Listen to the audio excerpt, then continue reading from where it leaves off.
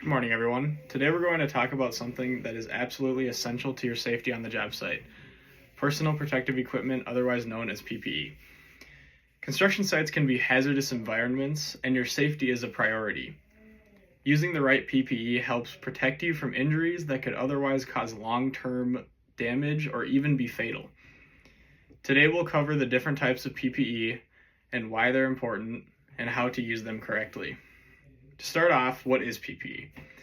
PPE is any clothing, gear, or a device worn to minimize exposure to workplace hazards. It's designed to protect you from specific risks on construction sites, such as falling objects, sharp tools, hazardous materials, or environmental factors like noise or weather.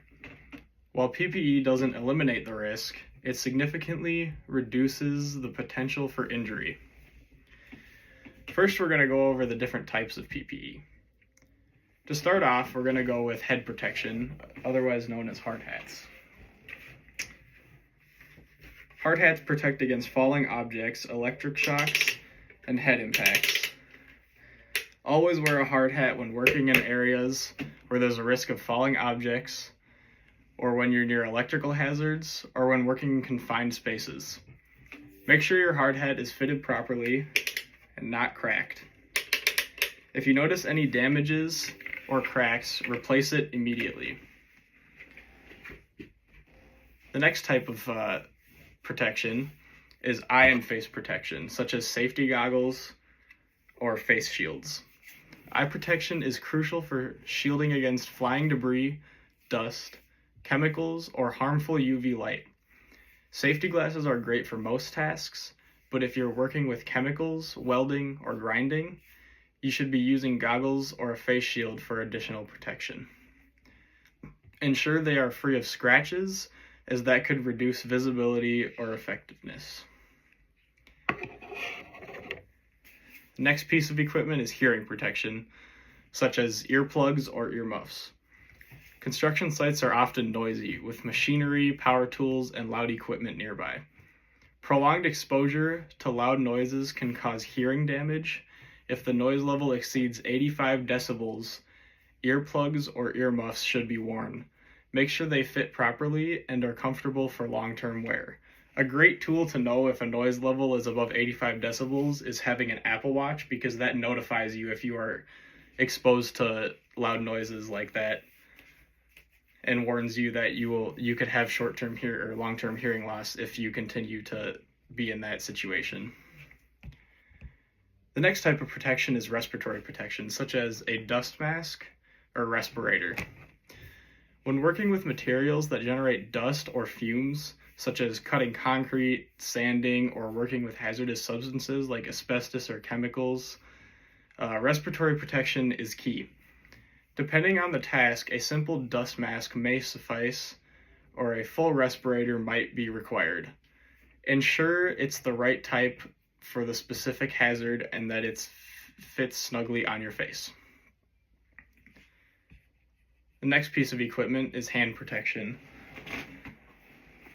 Wearing gloves can help prevent cuts, burns, chemical exposure, or electrical hazards. The right gloves are essential. Use cut-resistant gloves for tasks like handling sharp tools or materials, rubber gloves for working with chemicals, or heat-resistant gloves when dealing with hot surfaces or objects. Always inspect gloves for damage before use. The next piece of equipment is foot protection, or safety boots or shoes. Construction workers are exposed to the risk of falling objects, sharp tools, and slippery surfaces. Steel-toed boots are essential to protect against these risks. Make sure your boots have non-slip soles to reduce the risk of falls, and check them regularly for wear and tear. Next piece is body protection, otherwise known as a high-vis vest. High-visibility vests or jackets are critical when working near moving vehicles or heavy machinery. These garments ensure that operators and others on site can easily see you In some cases, flame-resistant clothing might be necessary, particularly if you're working near open flames or hot surfaces. PPE is important because it helps prevent injuries that could lead to costly medical bills, loss of time, or worse, permanent disability or even death. Every tool and piece of equipment on a construction site has a purpose, and each of you plays a critical role in ensuring the site is safe.